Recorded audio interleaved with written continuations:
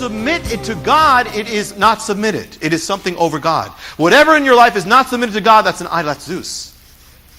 That can void the temple. That will void the temple. Zeus, what is that? That idol? It's the thing you could touch and see. A lot of times, instead of we don't want the things of the Spirit, we want, Lord, I want something to touch. I want to possess something. I want to covet something. I'm going to be money. Is that your Zeus? Could be possessions. Is that your Zeus? Is that person your Zeus? Love the person, but never put them up there as an idol. Is that your Zeus? Zeus is the idol of power. Even the pursuit of success, that's a Zeus. Zeus is the idol of the self. You see, the guy Antiochus, he called himself Antiochus Epiphanes. That word epiphany means God manifest. He called himself Antiochus God manifest. And they found out, they looked at the ancient things that he wrote, the ancient coins. We had pictures of Zeus that he made it to look just like him. And he had pictures of him to look like Zeus. So every idol is really just the self. How do you get an idol? How do you get a god who's this middle-aged guy having affairs on his wife? This is the projection of all these middle-aged Greek men who are having these things. They're seeing themselves. Every idol is the self is in there. Seeking for your glory, is that your Zeus? To be recognized, vindicated, you interested more in you being praised or God being praised? Which is it? If it's you, it's Zeus. How does the idol look today? Look in the mirror. How's the idol doing? Is the idol sagging a little bit? Oh no, we got to prop up the idol. Zeus is anything we magnify over God. That was what it was back then, that's what it is now. Anything you put over God is Zeus. It could be something bad. It could be something good. It could be anything you have, it's over God. Any plan you have, you won't give up for God. Anything you haven't surrendered to God, you can't do without, that's Zeus. Any other number one is Zeus. Anything you delight more in, dwell more in, even a marriage is a good thing. But that can become a Zeus if that becomes the idol. A congregation can become a Zeus. A ministry can become a Zeus. What's your Zeus? It can even be something you don't like. It can be a problem that you magnify over God. A threat, your worry. Every day you're dwelling on that instead of God. That's Zeus. That's messing up your temple. God doesn't want you dwelling on that. God doesn't want you you're magnifying that anxiety over God, that fear over God. See, you're making it Zeus. Whatever rules you, that's not God, that's Zeus. So there's maybe one particular idol, something God, or maybe some of you are saying, I got all of them. But there may be one particular thing that God is laying on your heart tonight, that He's speaking to you tonight. It's not just that the idol has no business in your life. And we all are prone to idols. That's human nature. We're prone to them. And we have to admit that so we can destroy them. It's not enough. It's not enough that it just doesn't belong there. But it says that idol was called an abomination.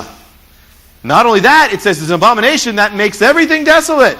As long as that idol was in that temple's going to be empty. As long as that idol is standing in front of that temple's going to not be lit up like it should be lit up. As long as it's there, it's not going to be filled with the incense of sweetness like it should be. As long as that idol's there, that temple's not going to be filled up with the worship and the praise of God like it should be.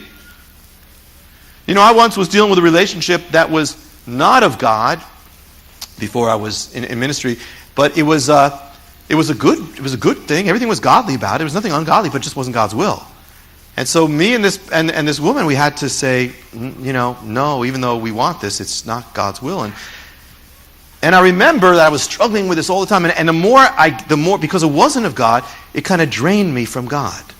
It kind of took out the fire. It kind of took the praise, the joy, because it was going into this. And now if it's of God, then it will all be one. Then the fire will increase. Whatever's of God, if it's of God's will. But I remember I had to lift this thing up to God, and it's hard. And to admit, people, it's hard to give up idols. It's hard to do that. If you're in love with someone you're not supposed to be in love with, it is hard to do that. It's hard to deal with that. It's hard, but you still have to do it. You still have to put it aside. And whatever that thing is that you are so attached to. You'll never be free unless you can lift it up. When I finally lifted this thing up, it hurt. It hurt. But then I was so filled with God's Spirit. I was so filled with the joy of God.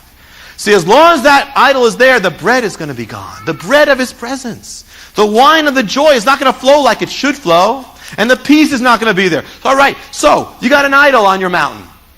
It happens. It happened. So what do? What do the Maccabees do?